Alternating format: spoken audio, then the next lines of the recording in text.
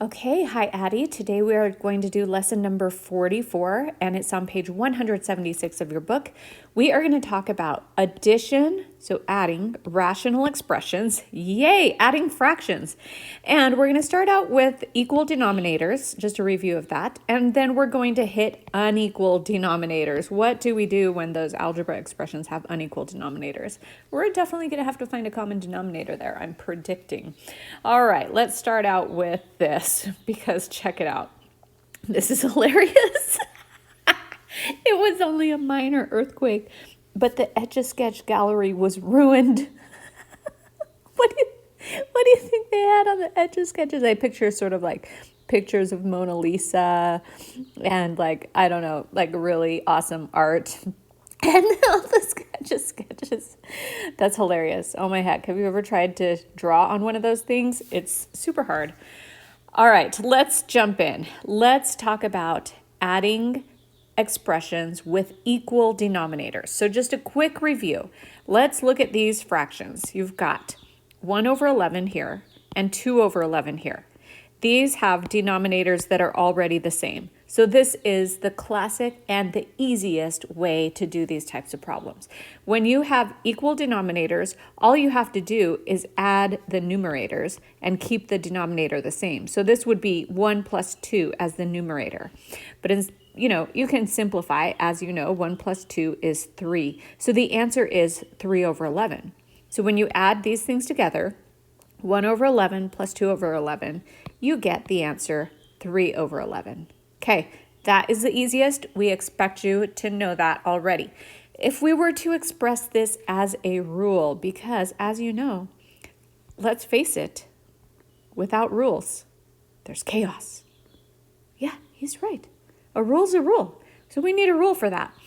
This is the rule for adding fractions with equal denominators. If you were to write it out as a rule, here we go. Fractions with equal denominators are added by adding the numerators, okay, so we already said that, adding the numerators algebraically, and then recording the sum over a single denominator. That single denominator is the same equal denominator that is in the addends, right? And you just write it in the sum.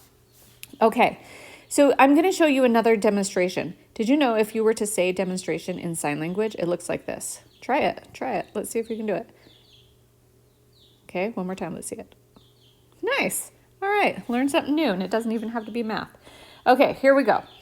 Let's add these fractions together. You'll notice that they have equal denominators. The denominators are all the same. Just pretend it's an 11, just like the other example, that number 11. All you have to do is add the numerators.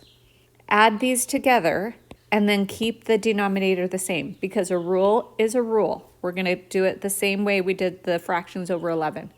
Keep the denominator the same. A plus 6. And now let's write the numerators, but this time added together. It would be 5 plus A plus B plus 2. Okay, we can simplify that. Remember, you didn't do this in some of your problems that you had to redo. You can add things that are the same. So 5 and the 2, you can just make that 7. 7 plus A plus B over A plus 6. And guess what? This is the final answer. That is all you do. That's all there is to it. So that's a super easy way to add rational expressions algebraically when they have equal denominators. Okay, let's do another example of that. But doesn't that make you want to do a happy dance? All right, let's look at this one. This is example 44.1. This looks crazy hard. When you take a stand back and look at it, this looks like a really hard problem, and most people, like 99% of the US population, would look at this and walk away and be like, I don't even know how to do this.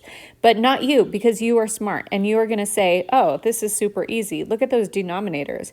They are literally exactly the same. So I can add them together and just keep the denominator the same. Okay, the denominator is going to be 2x squared plus y. We don't have to do anything there. The only thing that's tricky here is that you've got a minus sign instead of a plus sign. So but it's the same thing, right? You can think about it as adding a negative. And if you think about it this way, you'd still just add the numerators together. The answer is going to be 4 plus a negative, or 4 minus 6ax. Okay? And this is the final answer. And that is how easy it is, right? Okay, that is so easy. In fact, it's so easy that let's make it a little harder. Okay, so for this little lecture, what I have done is I have put in little clips of various teachers. These are all different types of teachers. And I want you to tell me at the end of the lesson, which teacher is me? What is my teaching style? What do you think of me as a teacher? I could be Snape, or I could be one of the other clips that you're about to see, okay? So you tell me what kind of a teacher I am. I would love to get that feedback. All right, here we go. Let's do this problem. Again, U.S. population sees this, or whatever, doesn't matter, Chinese population, whatever. And they're like, oh man, this is crazy hard. Look, it's a giant problem with 3 separate terms. One of them has a minus sign, one has an addition. This seems really hard. However, you are going to look at it and see what's easy about it. What is easy about it? They have a denominator that is the same. The denominator is the same. So the answer is going to have a denominator that is the same. A squared plus 7y. Now we just add the numerators. However, with that minus sign, I'm going to change it to plus a negative. And remember, you can do that. You can just change it that way. That way you're still adding all the numerators. But whenever there's a minus sign out here, you have to change the sign of what's there. And luckily there's only one term there. If there were 2 terms like that, you'd have to change the sign of the other term too. Okay, so let's just write the numerator all written out. It's going to be 5 minus 3 plus z. Do you see how I did that? Now, that's not the end of it, because then you have to think, once you get the right answer, is there anything I can simplify? And turns out there is. The 5 and the 3, that's just 5 minus 3. You can do that in your head. So it's 2. And then I'm going to center that and make it look a little prettier. And once it's pretty, then I circle it, because that is my final answer. Easy, so easy. All right, here's another teacher. I'm the teacher. He's like trying to define himself in this mass of chaos and trying to exert his authority, I think. This is, anyway, tell me if I'm that teacher. I don't think that's me, but whatever. All right, now let's look at this next example. Okay. We see again that the denominators are the same. Ooh, but they are starting to be tricky. They've got a minus sign here, and they have 2 terms. So I am just going to up front just change that to plus a negative 3, but I also have to change the sign of that too. Because if the negative is out here, it's kind of like this part is in parentheses, and you have to change the sign of everything inside the parentheses. So you have to change the sign of everything in that second term. Each term within that second numerator. I'll say that, okay? Now that I've got it like this is going to be easy peasy. So easy. So I'm going to write the denominator, which is going to be the same, 5a squared x, okay? Then I'm going to write the numerator all spelled out. Okay, so it's going to be 5x plus 7. Now I'm taking these terms, minus 3x plus, because I changed that to a plus, you just can't see it with my circle, plus 2. Okay, is this the final answer? Not exactly, because I have to reduce some things. I have to reduce some things in the numerator. The denominator stays the same. Okay, now I'm going to combine some of the like terms. So 5x and minus 3x is a like term. So what does that make? 5x minus 3x is 2x. What are my other like terms? My other like terms are 7 plus 2. 7 plus 2 is 9. So I'm going to write plus 9. And now this is my final answer. Okay, not bad. That wasn't too bad. I mean, they had to change some signs, but that's doable. Here's another teacher. Oh, is this a teacher? What's wrong with me? Oh, no. This is the next question that's coming up. The next question that comes up. Okay, we've mastered when they have equal denominators, but what is the next question? And the next question is not what's wrong with me. It is, what about if there's unequal denominators? Then what do I do? Does that get harder? I mean, a little bit. It adds a step, but there is a rule to cover it. Now, on page 177, it starts to go over some of the rules of algebra. It turns out we've already covered 2 of them. These are rules that we've had in the past. And these are, if there are any rules to algebra that are important, these are the mother of all rules. These are important. The first one is, let's say you have an equation. The same quantity, oops, I'm erasing it. The same quantity can be added to both sides of an equation, and it's not going to change the equation, right? So if you have x equals 3, you can have x plus 2 is equal to 3 plus 2. That doesn't change anything. You added plus 2. As long as you do it to both sides of the equation, you can do that. Easy. Okay, number 2 rule. Each term on both sides of an equation can be multiplied, or divided, that's just multiplying by a fraction, by the same quantity. Okay, easy. What does that mean? If x is equal to y, you can multiply x by 3. 3x is going to be equal to 3y. And it's the same equation. It's the value of it is the same. You didn't change anything. As long as you do it to both sides of the equation is still the same. You can totally do that. You can also divide, or I think of it as multiplying by a fraction, right? It's the same thing. All right, this is the last rule and the new rule. Okay, so dun, dun, dun, dun. If you're going to pay attention to anything in this lesson, pay attention now. Pay attention now. Pay attention now. The denominator and the numerator of a fraction can be multiplied by the same quantity. This is important. Dun, dun, dun, dun. Okay, this is called, it's so important it has a name. It's called the fundamental theory of fractions. Or, if you're a hick, you will call it the denominator-numerator same quantity rule. Oh, that picture is so gross. I just noticed his armpit. Like, is that deodorant? I hope it's deodorant. Oh, there's your boyfriend. Okay, let's move on and use this rule because you're going to find this rule super easy. Zendaya thinks it's easy. All right, here we go. The denominator and numerator of a fraction can be multiplied by the same thing. Now, if you get a problem like this, what is 1/4 plus 1/2? You can't actually add those together until you make the denominators the same. So you're going to change this half into something with a denominator of 4. And in order to do that, you can multiply the numerator times 2 and the denominator times 2. Why can you do that? Well, easy, because you're multiplying it by 1, basically. This is 1. 2 over 2 simplifies to 1. If you multiply anything by 1, it stays the same.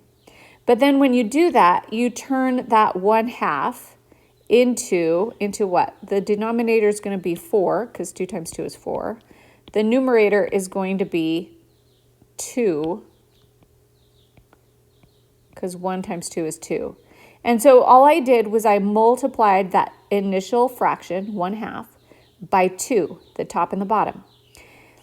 And now I get 2/4. And now I can add this together because the denominators are the same. Okay?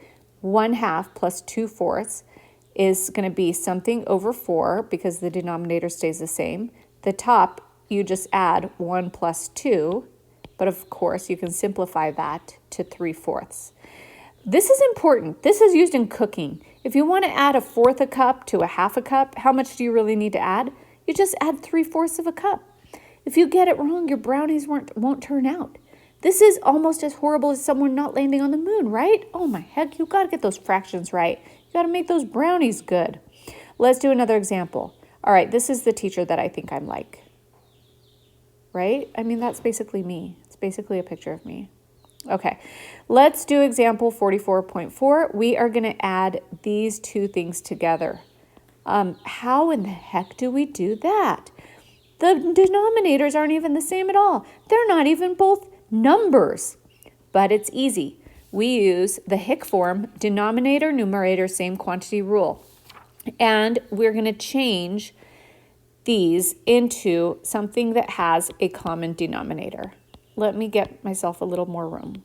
Okay, so to do this, the first thing you do is write out two blank fractions. Okay, because we need to have a common denominator. We put a sign in between them, this addition sign. Okay, you can do that step, no problem. An idiot could do that step. Everyone could. What is the new denominator going to be? The new denominator has to be the least common multiple of both of these things. And this is why we've been practicing least common multiple. It's now going to be the least common denominator, or LCD, least common denominator. In this case, we need a 4 in the denominator because there's a 4 here. And we need a b in the denominator because there's a b here. So the least common multiple is both of those put together. Now, this represents this first fraction. I have to multiply that first fraction by something in order to end up with this. So my job now is to figure out what the numerator is going to be. And I use the numerator-denominator same quantity rule, because if I multiply the denominator by something, the top has to be multiplied by the same thing. So what do I multiply this denominator by in order to get this? Well, that's easy. I multiply it by b. So that way, if I get 4 times b, it's 4b over here. Okay? Now, the numerator-denominator same quantity rule says if I multiply the denominator by that, then I also have to multiply the numerator by that. That way, I'm multiplying by 1, and I'm not actually changing the fraction at all. This 4 times b becomes 4b. The top, 3 times b becomes 3b. Get it? Oh, this is so fun. All right, now let's look at the next fraction. Our denominator is going to be the same thing. It's going to be the least common multiple, 4b. But now we already have a b here. So what do I need to multiply that by to get that? Well, I need to multiply it by 4. Let's get a different color. Times 4. The numerator-denominator same quantity rule means I also have to multiply the top by 4. If I multiply the bottom by 4, I get 4b.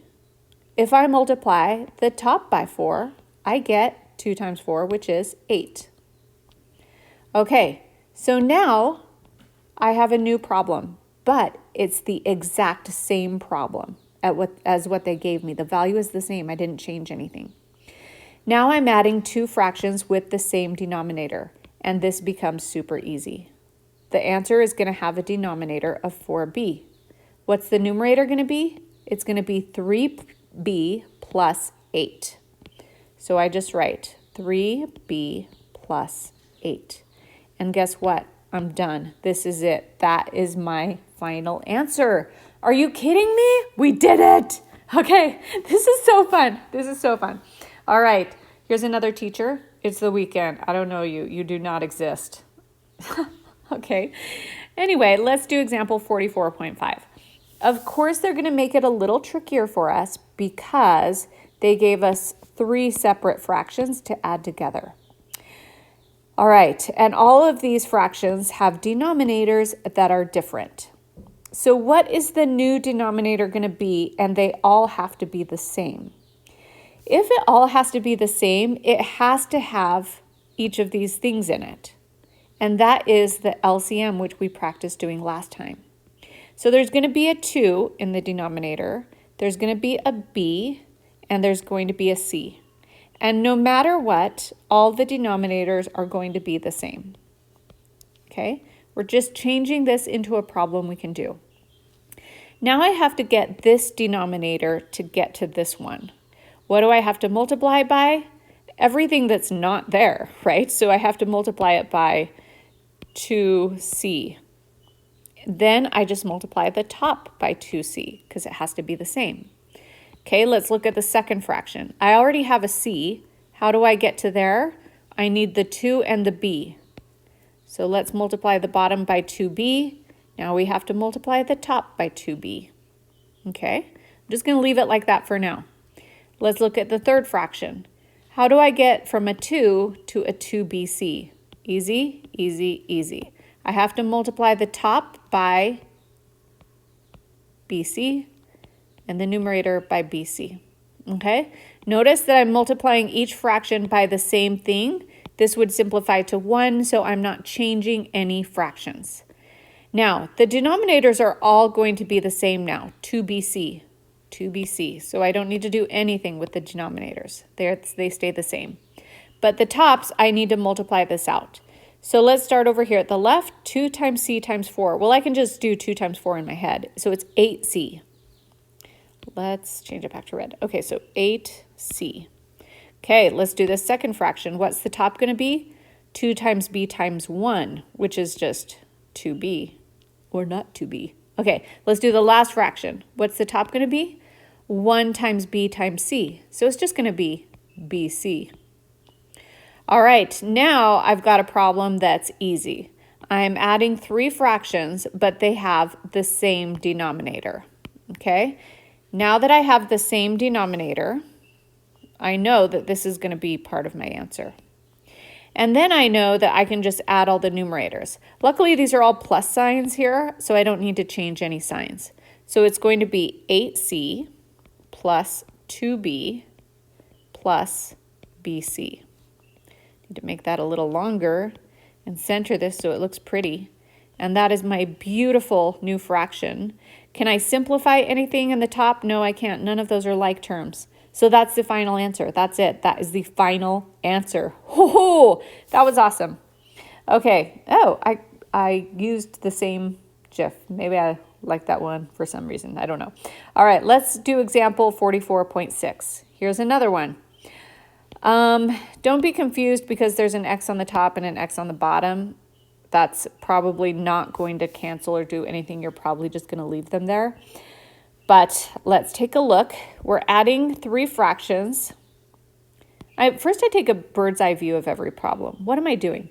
I'm adding these 3 fractions together, but they have unequal denominators. So step 1 is to get them to have equal denominators. I'm going to write out my blank thing.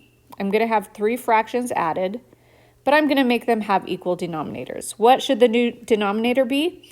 The LCM, the least common multiplier, or the least common denominator. That means it has to have one of these, it has to have one of these, it has to have one of these. So let's do XBC for the bottom. Okay, that's going to be my new problem. So now I have to look at each fraction. How do I turn this into this? I have to multiply that denominator by BC. So that means I have to multiply the numerator by BC. And I'm just going to bring that down and just do 5BC. Okay, let's do the next one right here. How do I turn this B into XBC? Well, I'm going to need the X and I'm going to need the C. So we're going to add that to the numerator and the denominator. Oh, check this out. This is kind of cool. So at the top, we have 2 X's and a C. If we have 2 X's, I can simplify that to X squared C.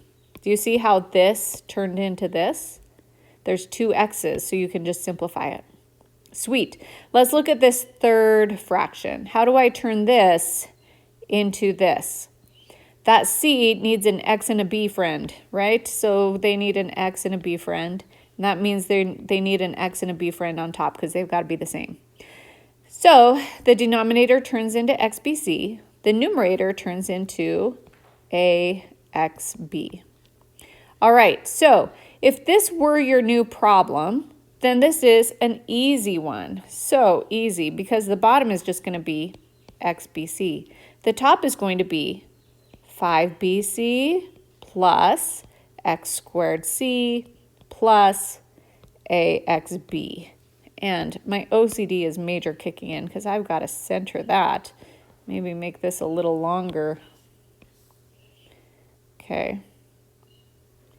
All right, well, that's slightly better. But that is the final answer anyway. All right, we did it. Okay, I kind of hope that you don't think I'm this teacher because she's so cringy. Look at her. Time to get schooled. And then she laughs at her own joke. Oh my gosh, that is so me, isn't it?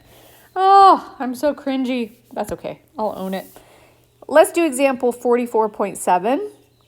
Oh, that reminds me of a joke. Last night I had a dream that I was swimming in an ocean of sticky orange soda. And turns out it was a fantasy. It was a fantasy. Get it? It was a fantasy.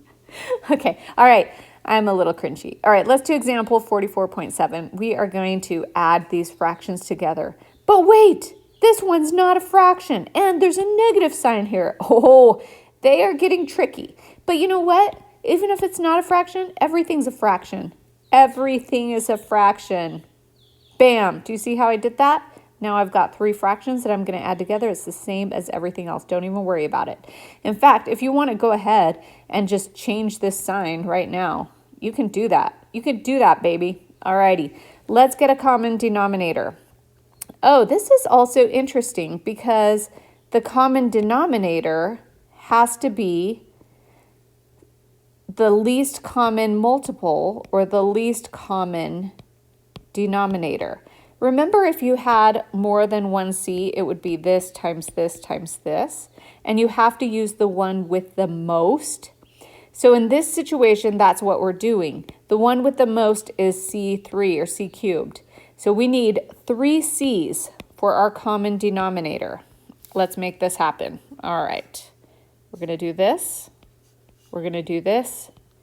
We're going to do this. Our least common denominator is going to be c cubed. What about that 1 there? I mean, yeah, you can add a 1 right there if you want, but 1 doesn't change anything. So because it doesn't change anything, just like pretend that it's there, which is it's just invisible. It doesn't change anything. It's just a 1. Okay, now let's do it the same as before. What do I need to do to make this denominator turn into this? Nothing. It already is that. So we're just going to multiply it by 1. That means we multiply the top by 1. That means that m stays an m. That's it. It's easier than it looks. Let's do the second one. The second one is c squared. How do I get from c squared to c cubed? Easy. What do we need? We just need 1 more c. And we need to multiply the top by a c because you have to do the same thing to the top to bottom. Remember the Hick numerator, denominator, same quantity rule? Easy. What does that make the top? It makes it 4c. 4c. This is easy and fun and satisfying. All right, what about this last one? How do you turn a 1 into c cubed? Okay, how many c's do I need to add? Well, I need to add 3. That means I have to do it to the top. And what does that top turn out to be? Negative 6c cubed. Because I just multiplied those together. Wham, bam, thank you, ma'am. All right, now what do we do? Now we've got a problem with 3 fractions, but equal denominators. That's a piece of cake. We can do that in our sleep. The denominator stays the same. The tops are all added together. M plus 4c minus 6c cubed. And that is the final answer.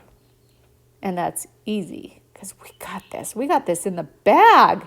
All right. Is this me? Is this me? Let me hit you with some knowledge. Yeah, I like that guy. I could be him. All righty, I could do that. Let's do this one. Okay.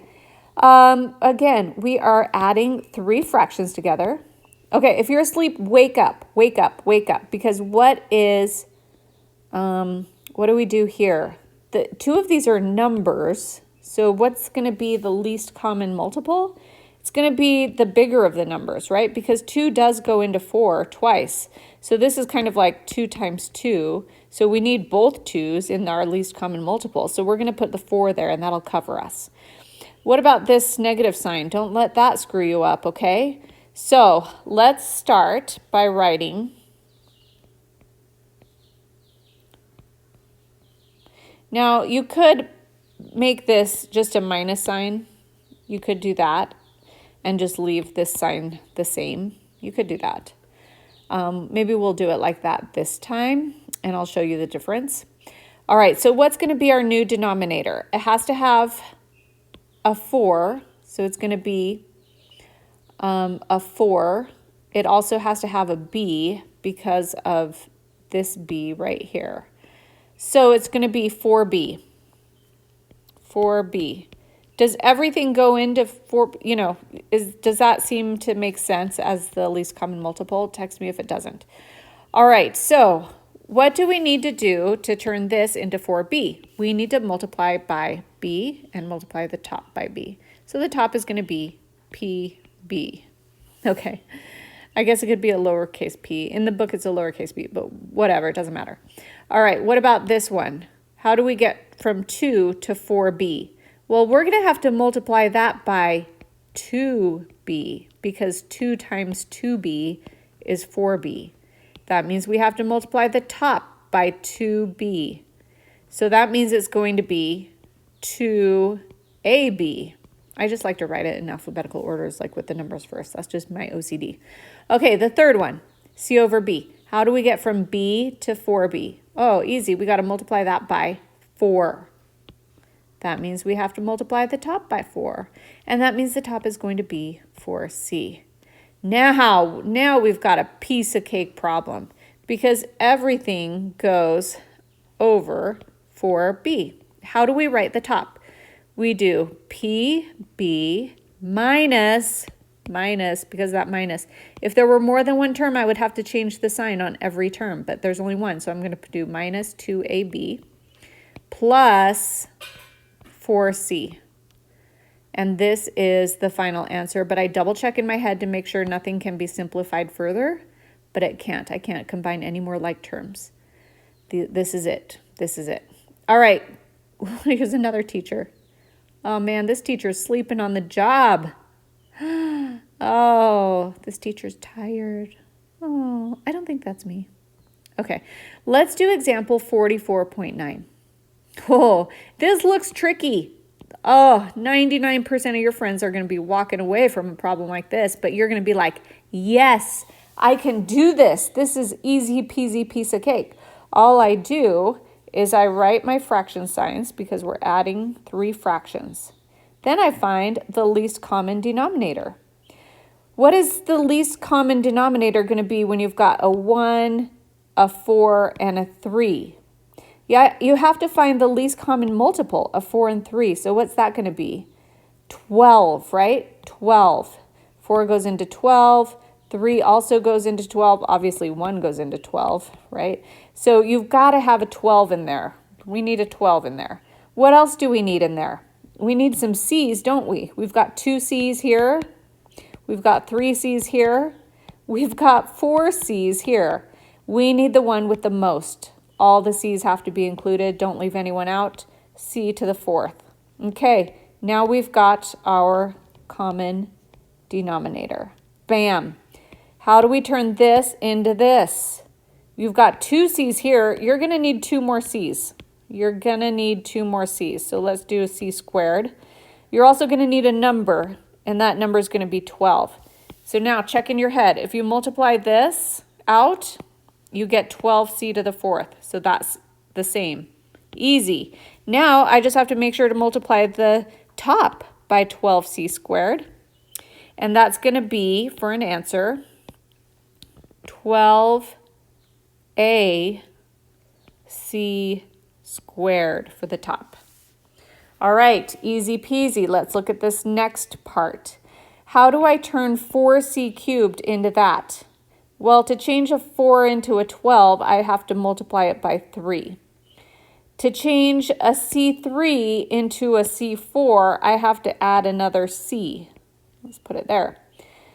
Therefore, I also have to multiply the top by 3c. Okay, so let's do this multiplication out. 3 times 3 is 9, so 9c. Do you get it? Do you get it? I think you get it. This is the last example, so pay lots of attention. Now let's turn this last fraction into this. How do I turn 3c to the 4th into 12c to the 4th? Well, you've already got 4 c's, so all you need to do is change that 3 into a 12. Let's multiply it by 4. That means we multiply the top by 4 and we get 4m. All right, now this is an easy problem. Easy. Everything is going to be over the common denominator of 12c to the 4th. Let's just add all the numerators. 12ac squared plus 9c plus 4m. Bam! Yes! We did it! We did it! And guess what? Class dismissed. Mic drop.